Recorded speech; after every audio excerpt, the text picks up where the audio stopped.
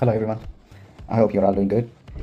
आज मैं आपके लिए एक छोटा सा वीडियो लाया हूँ रिगार्डिंग द डोर्सल गैंग्लियन, और we call it as a ganglion. Common से उसे गैंग्लियन बुलाते हैं because it is more common on the dorsal aspect of the hand and the wrist. Most of the times it can also occur on the ulnar aspect and the or the anterior aspect of the wrist. So I call it as a dorsal ganglion. Commonly we do refer to it as a dorsal ganglion rather than just ganglion. तो ये ganglion क्या चीज़ है?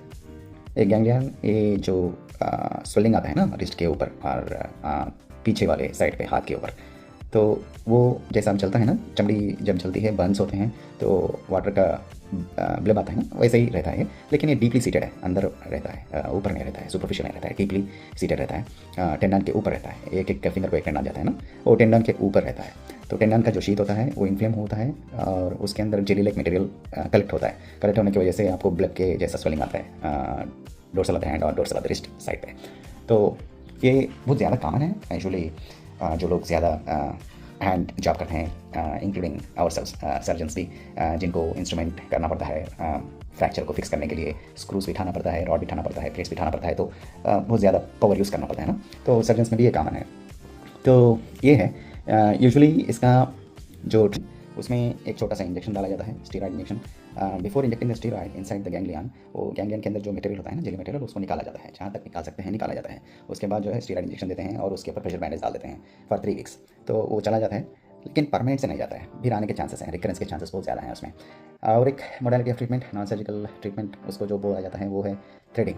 Threading in the sense, अभी जो टाका डालते हैं ना, तो वही thread material through in through pass किया जाता है गैंग्लियन से, और ऊपर से नॉट डाल के उसके ऊपर प्रेशर बैंडेज करते हैं। वो प्रेशर बैंडेज भी 3 हफ्ते रख सकते हैं। 3 हफ्तों में वो सैक पूरा जो है स्क्लीरोज हो जाता है, स्क्लीरोज होकर कंप्रेस हो जाता है और स्वेलिंग चली जाती है और आपको दर्द देने दिखेगा। और इसमें भी रिकरेंस के चांसेस हैं, परमानेंट क्योर नहीं है अभी। ये जो सर्जरी से, छोटे मोटे सर्जरी से भी थोड़े बहुत लोग डर जाते हैं, तो उन लोगों के लिए ट्रीटमेंट है। अगर सर्जिकल ट्रीटमेंट में जो है रिकरेंस रेट नहीं है, पूरा कंप्लीट ट्रीटमेंट रहता है उसका। उसमें वो बड़ा सर्जरी कुछ नहीं है, वो लेकर सर्जरी है, इसे स्मॉल प्रोसीजर। वो जस्ट लोकल एनेस्थीसिया में करते हैं, छोटा सा इंजेक्शन देके उसके ऊपर एक छोटा 1 सेंटीमीटर और 1.5 सेंटीमीटर का निप देते हैं, देके वो सैक ऐसे होल निकाल देते हैं। निकाल देके एक टाका पड़ेगा आपको, उससे ज़्यादा कुछ नहीं होगा। तो उसके ऊपर प्रेशर बैंडेज डालते हैं, वो भी 3 हफ्ते रखते हैं, उसके बाद वो कम्प्लीटली चला जाएगा। लेकिन उसमें आने के चांसेस वो पोजीशन में कम रहते हैं, नहीं आते हैं, नहीं आता है फिर से dorsal ganglion, but different places में आने के चांसेस हैं, तो उसे भी सर्जरी कराना पड़ता है। तो ऐसा है इसका ट्रीटमेंट।